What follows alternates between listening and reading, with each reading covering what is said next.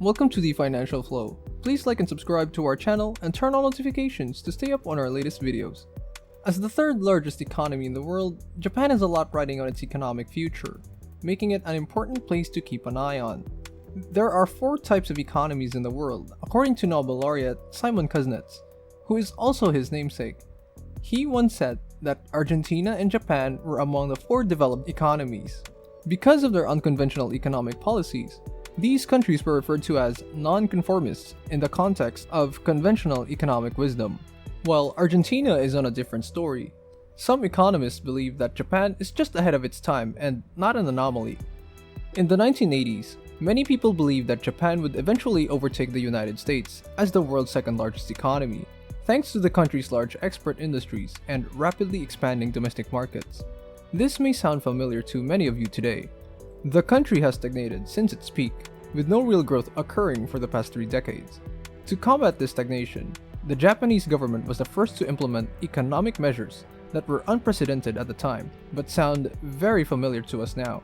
Quantitative easing, interest rates at or below zero, and an ongoing budget deficit, because this has failed to work, leading some of the world's greatest economists to engage in some potentially dangerous discussions. So, is Japan's economy stagnating for some reason that is not shared by other countries? Or is it time to admit that no economy can grow indefinitely in a finite world? When it comes to the economic stagnation, inflation, and governmental intervention, can Japan's 3 decades of experience teach us anything? After all that, of course, we can put Japan on the Economics Explained National Leaderboard as the world's 3rd most powerful economy. Japan's modern economic story begins in the mid-1980s, after the country had recovered from World War II and become a rival to the US. It made cheap, reliable cars and cutting-edge tech. A renewed global push for free trade allowed Japan to focus on high-quality manufacturing while importing raw materials, food, and other necessities. This is a classic example of comparative advantage. The US excels at farming, but not consumer electronics. If both countries focused on what they were good at and traded, everyone would have more food and electronics. As long as double-digit growth was maintained, Japanese workers' quality of life improved, but not forever. In the US, fear grew that West Germany and Japan would overtake the auto industry, a major employer in all 3 countries. Trade restrictions would have been the normal solution to this problem, restoring American products' competitiveness. US trade restrictions on Japan would likely be reciprocated, hurting American exporters. Artificially protected manufacturers would have to charge more, hurting Americans and Japanese. The countries compromised by artificially devaluating the dollar relative to European currencies. 5 countries signed the Plaza Accord in 1985 at New York's Plaza Hotel. If the dollar's value were lower, Americans would have less buying power for foreign goods, while foreigners would have more for American-made goods. Why would Japan, a country heavily dependent on exports, agree to something like this? Because they didn't have much of a choice. American manufacturers' lobbying would have forced the American government to impose trade tariffs on Japanese imports if Japan hadn't approved this deal. This would have been bad for Japanese companies and the country overall. Japan exported more to the US than it imported, but only low-cost cars and high-end home theaters. Japan was totally reliant on American food and raw materials for exports. The Plaza Agreement was a win-win situation, as the Japanese yen appreciated. Japan was an industrial powerhouse for 4 decades. Plaza made it rich. The Japanese yen value against the dollar doubled in 3 years. Real estate and city centers soared to never-before-seen levels. In the late 1980s, a $100 bill in Ginza, Japan was worth more in 1989. The Bank of Japan used this cheaper money to speculate on the stock market and in real estate to offset lost exports. If things had gone their way, Tokyo might have become the new world center. This may sound silly, as you may know. The 1980s boom ended in stagnation. Japan was in a precarious position after the 1990s financial collapse. Its banks faced the possibility of mortgage defaults. Even though homes were worth a fraction of the loan, businesses in Japan faced the same problem. Their assets vanished overnight, leaving them with crippling debts from excessive spending. Shortly after, consumer spending plummeted. Deflation is a decrease in goods and services prices. Japan was about to learn why economists fear deflation more than inflation, despite it sounding good. As product prices dropped, businesses lost money and couldn't afford to raise wages or cut staff, reducing household incomes. When the household income fall, fewer people have money to spend, reducing demand and prices. Suppose the yen rose in price along with debts denoted in that currency. In that case, you'd have a hard time repaying your loan if you borrowed $1 million to buy a house and the yen fell, making your loan worth twice as much. The Bank of Japan lowered interest rates to counter this trend, but it had little effect. Economists in Japan called the 1990s the last decade, but that doesn't mean the next two were better. China hit Japan as it was recovering from the debt hangover. Japan couldn't compete on price or quantity in international markets after Plaza and the 1990s economic slowdown. Japan's young, productive population began to retire in the 1980s. Younger workers and social programs had to care for non-workers. Most advanced countries have birth rates below 2 per woman, so their populations are aging. This isn't a Japan-only problem.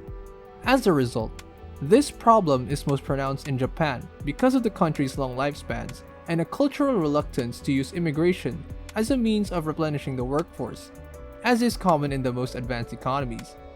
Over the course of this time, the Japanese central bank repeatedly lowered interest rates in an effort to combat these problems and jumpstart the economy. But it had little effect. The bank became increasingly desperate to try new strategies for stimulating economic growth and getting inflation below zero. The biggest hammer in their toolbox was quantitative easing. Quantitative easing is the practice of a central bank printing money and then using that money to buy assets on the open market. When it was first implemented in Japan, quantitative easing was considered radical. Ordinarily, this refers to the purchase of government bonds. However, in Japan, the central bank went on a buying spree, purchasing government bonds, corporate bonds, and even stock. The Bank of Japan is Japan's largest single shareholder. The bank can give the government money for infrastructure or social programs by purchasing government bonds. Corporate bonds help companies build new factories and offices. If a bank buys shares, it could give money to consumers to spend. So, why didn't this work out? Inflation in Japan has remained stubbornly low for the past 2 decades, hovering around 0%, despite low interest rates and heavy quantitative easing. There are some economists who point out that if low interest rates and quantitative easing in Japan did not cause inflation, it is unlikely to cause hyperinflation in our economies. What do you think about this? Is it reasonable or is it unique to Japan? The time frame is one reason to expect that Japan's situation will differ from what is currently being experienced around the world. Rather than over the course of 3 decades, the US has been conducting heavy quantitative easing in the last 2 years. People have more time to react if cash injections are spread over a longer period of time, rather than doubling the money supply in 2 years, for example. The second big difference is the supply side of the economy. Aside from an aging population, there is no major difference between the productive capacity of Japan today and its capacity 3 decades ago. 100 loaves of bread should still cost $1 in an economy that suddenly has $100 in bread. However, it does not take into account a variety of factors such as the elasticity of bread demand and the general gluten tolerance of the population. There is no reason to expect prices to rise if money supply and aggregate supply both increase. However, supply has been severely impacted in the majority of countries around the world today. Waiting lists and empty supermarket shelves are becoming more and more commonplace. Third, and perhaps most difficult to understand, is Japan's unique blend of business and consumer culture. Because of Japan's aging workforce, it's difficult to get a promotion or switch jobs to get a better salary, because the corporate ladder is full of people who have been with their companies for decades. It is taboo to request a raise. Thus, personal incomes have remained virtually unchanged since the 1990s, compared to the United States, where workers have been far more active in demanding raises, promotions, and new job opportunities. Japan collects its data every 3 months, whereas the US does so annually, so the spiky graph is due to that. Conflicting Japan's frugal consumers value price stability. Japanese companies have apologized for price increases as small as 10 yen, or around 0.010 cents. Similarly, when American businesses receive a large infusion of cash, the first thing they think about is how this money can be reinvested in the company. Because the Japanese central bank is the largest investors in these companies, it must be frustrating for them to see them give back the money they're trying so hard to get from them to their investors. However, if people expected prices and wages to rise, they will accept higher prices at the supermarket and demand raises every year because they expect inflation to occur. If they don't get what they expect, they'll be frustrated by price increases and content with stagnant wages instead. As a country's economy is infinitely complex, and even some of the world's greatest economists are baffled by how it behaves.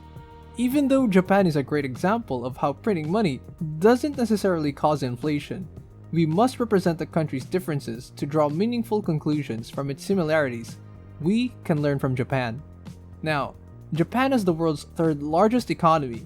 According to Economics Explained, Japan's $5 trillion GDP for nearly 3 decades is impressive. It's even more impressive considering how long it's had this figure. Now it's 9 out of 10. His GDP per capita is over $40,000, making it one of the world's most advanced. Since the 1990s, the country's economy hasn't grown much, but it's not going backwards, so it gets a 2 for growth. Stable, democratic, diverse nation with strong currency and good international relations, 9 out of 10.